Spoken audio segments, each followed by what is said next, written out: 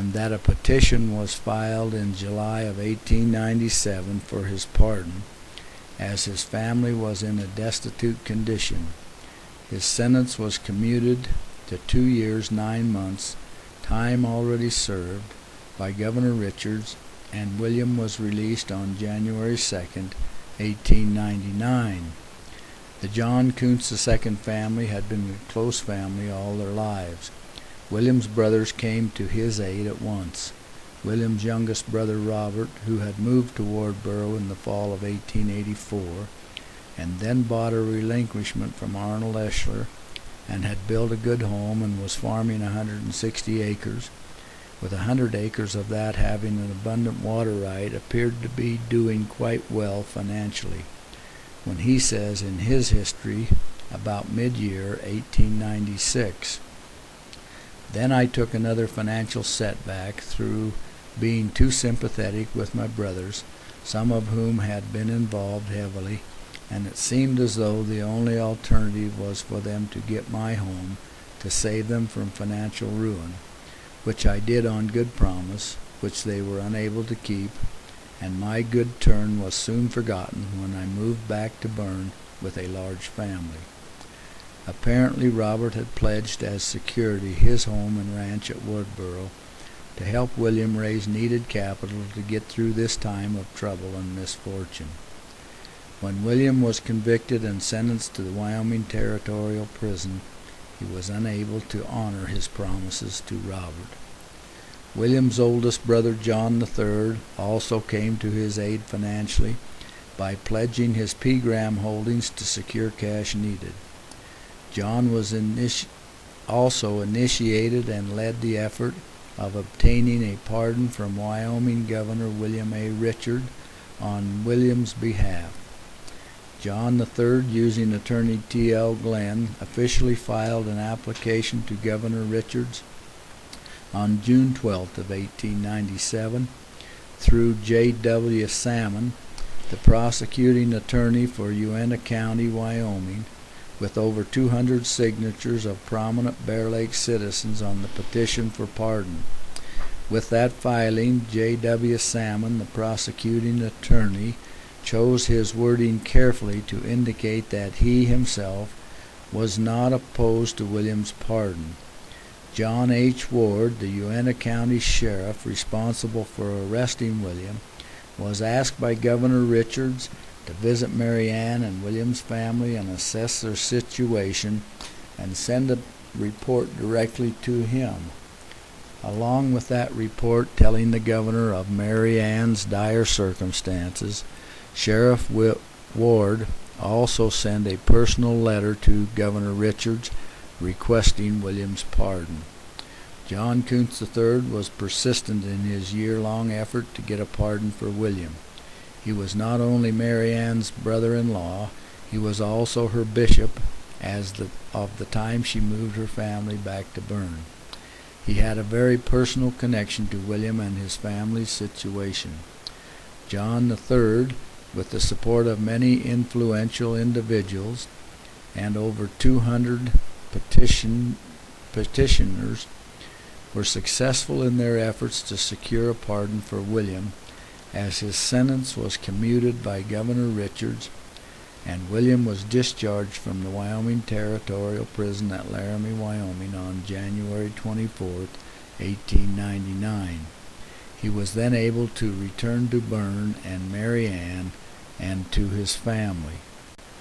I think we need to stop and pay tribute to Andy D. and Norma Jensen, who were responsible for the hours of research resulting in additional written history of his grandfather, William Kunz.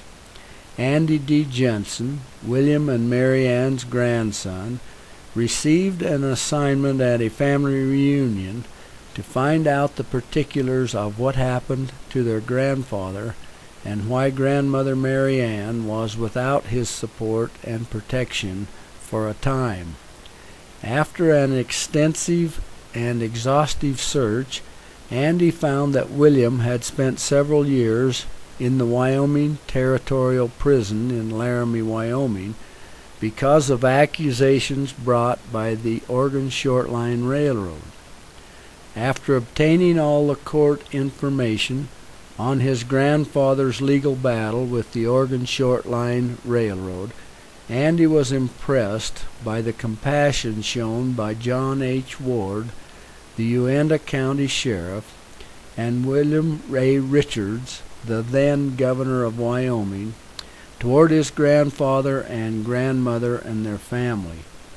Andy felt so touched by the spirit in this matter of the compassion shown by these two individuals towards his grandfather and his grandmother and their family, that he, through great effort, was able to locate and send letters of gratitude from the William Kunz family to some of Governor Richard's descendants.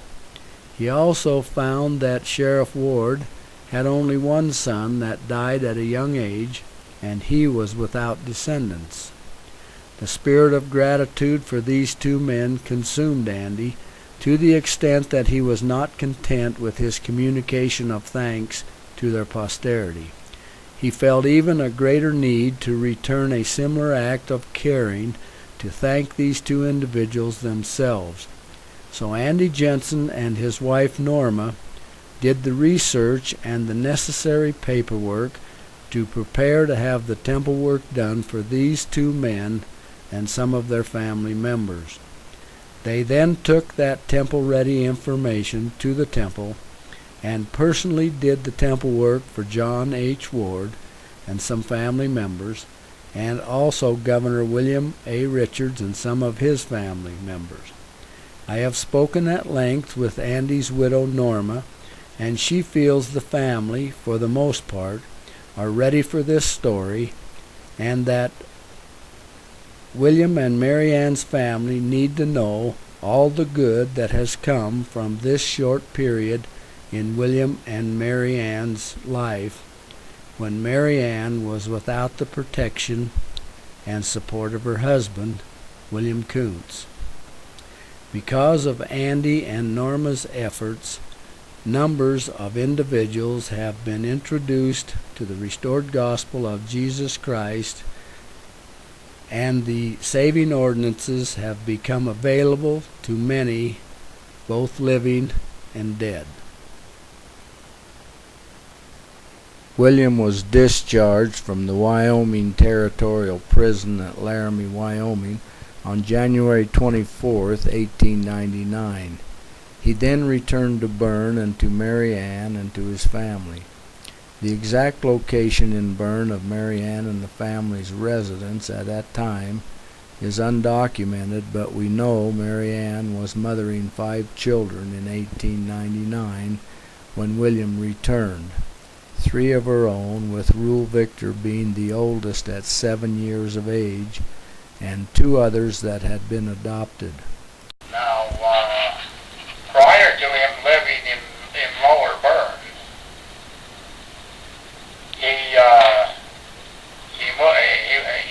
my Aunt Florence was born in 1900. And at that time they were living out south here, which is in what's known as the Johnny Kunz home. Okay, now did they own that, or They were just renting.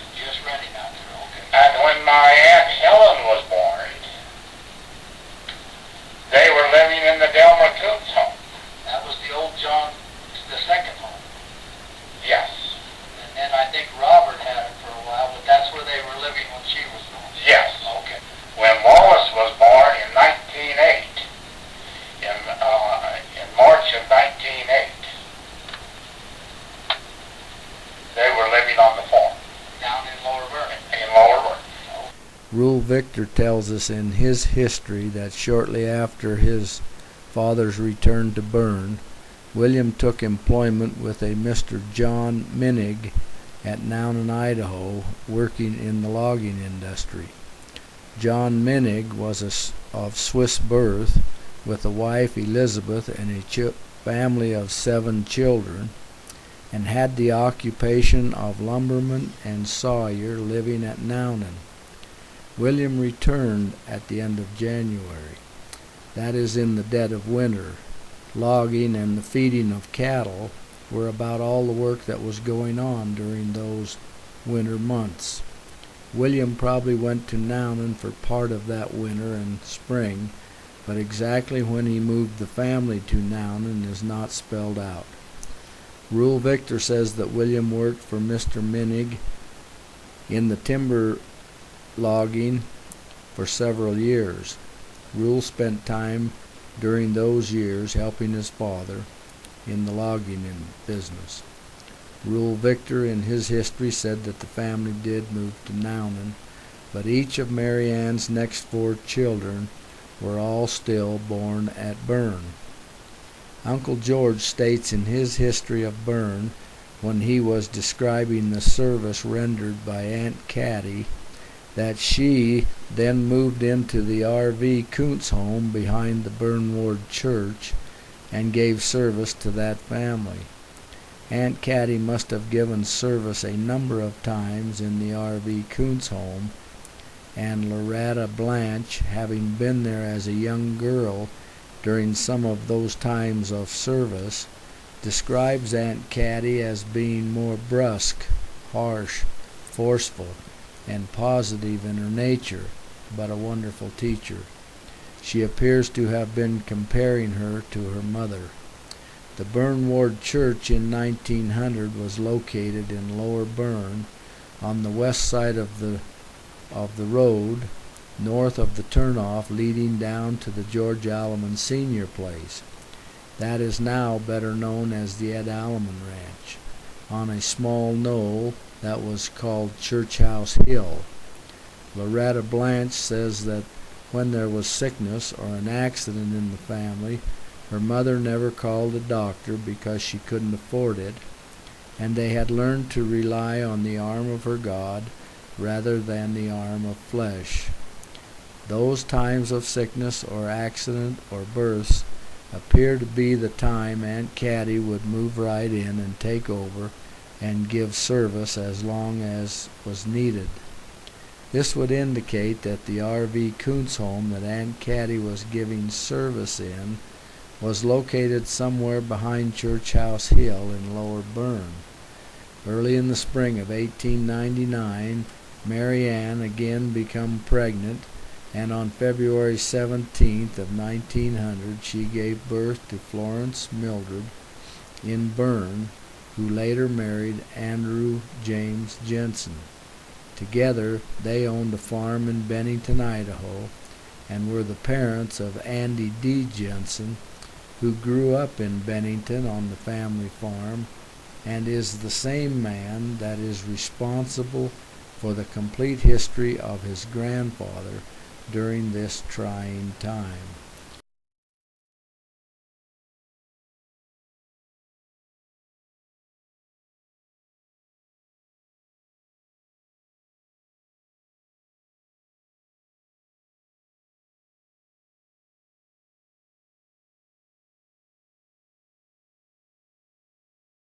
Then on July 7, 1902, Mary Ann gave birth to Rachel Hannah, who was born also in Bern. Rachel later married Isaac Coeven. Then on June 3, 1904, Mary Ann had another daughter. She was named Helen May. Helen May's birthplace was recorded as being in Bern. By this time, Rule Victor would have been 12 years old. On November 12, 1905, Mary Ann was widowed as William Kunz succumbed to blood poisoning from an infected tooth socket after having a tooth removed. William's grandson Warren related to me just how that came about. William Kunz died in 1905. Okay. In November of 1905, he rode a saddle horse from the farm over to Montpelier. Now the farm was where? The farm was down in Lower Bern, In Lower Bern, okay. and he rode a saddle horse from the farm over to Montpelier to have a tooth extracted. After having the tooth extracted, he rode the saddle horse from Montpelier back to the farm in Lower Bern. Okay, so he rode that horse, was it winter time? It was in November. November, it was cold. Right. Okay. Well, it would have been in the fall of the year. Anyway, he rode the saddle horse back to the farm in Lower Bern. He caught cold in that hole where he had the tooth extracted. It developed into blood poison. Oh, down in the hole. I see, so that's... It developed into the result was blood poison.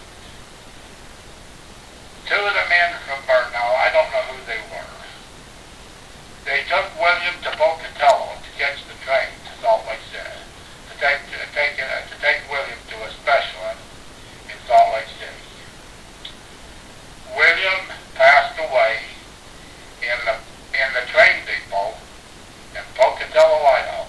Okay, did they bring him home then? They brought him back. They brought the body back to Bern, and he was buried in the Bern cemetery. Okay, I've been up there and I've seen his headstone. At the time of William's death, Mary Ann was 6 months pregnant with Wallace William, who was born on March 8, 1906, also in Bern, just 3 months after his father's death. Later in life, Helen May married Anton Wilhelm Jensen. The two Jensens, brother-in-law,